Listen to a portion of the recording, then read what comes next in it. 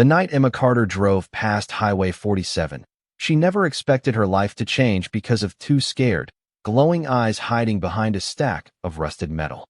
She had been exhausted, chasing a job across states, barely holding herself together, when she saw a thin, trembling dog staring at her like he had been waiting for someone, anyone, to notice. She stopped the car instantly.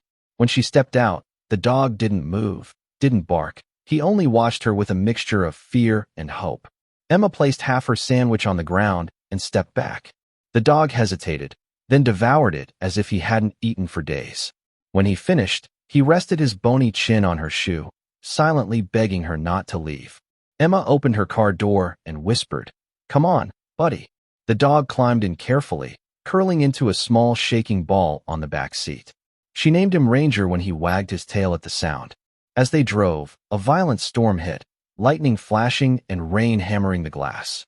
The car skidded dangerously, but Emma managed to stop just before the ditch. Ranger whimpered, pressing his nose against her arm, trusting her completely. They found shelter in a 24-hour diner where the owner reluctantly let Ranger inside after seeing his weak, pleading eyes. A waitress brought warm water and gently explained that Ranger's torn ear wasn't accidental. Someone had hurt him. Emma felt her heart crack, realizing how much the dog had endured. At 4 a.m., Ranger licked her hand softly, the first sign of trust he had offered anyone. By sunrise, Emma faced a choice: go to her important interview or take Ranger to the vet. She chose the vet. The doctor confirmed Ranger had been abused but could recover with the right person. Without thinking, Emma said, "He has me." Moments later, she received a call from the interview panel. They had heard from the diner owner about her helping a starving dog in the storm.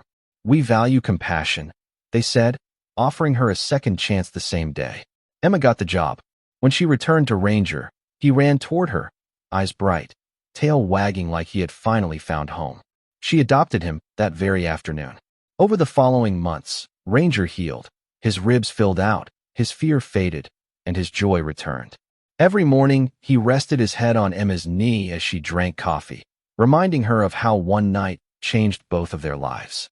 Whenever people asked why she saved him, Emma always said, "I didn't save Ranger. Ranger saved me." And every time they drove past that old gas station, Ranger wagged his tail, not in fear but in gratitude, because the world had abandoned him. But one woman didn't, and that was enough. Months turned into seasons, and with each passing week Ranger revealed a new piece of the dog he was always meant to be: playful, loyal, full of life. He chased butterflies in the yard, barked at mail trucks like it was his sworn duty, and slept with his head on Emma's feet every single night. He had gone from a trembling shadow on a lonely highway to a bright spark in someone's entire world.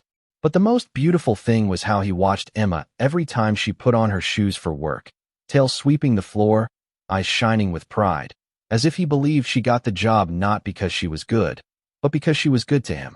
One cold November morning, Emma stopped at the same gas station where she had found Ranger months earlier. She didn't need gas. She only wanted to see the place again.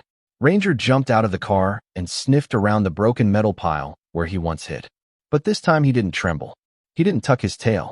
Instead, he stood tall, looked back at Emma, and walked toward her with the calm confidence of a dog who knew he would never be abandoned again. Emma knelt and hugged him tightly, realizing she hadn't just rescued him. She had rewritten his entire story. Later that day, a little girl at the park asked Emma how she trained Ranger to stay so close without a leash. Emma smiled and said, "I don't train him to stay. He just chooses not to leave." The girl laughed and patted Ranger's head, and Ranger responded with a gentle wag, as if blessing her innocent heart.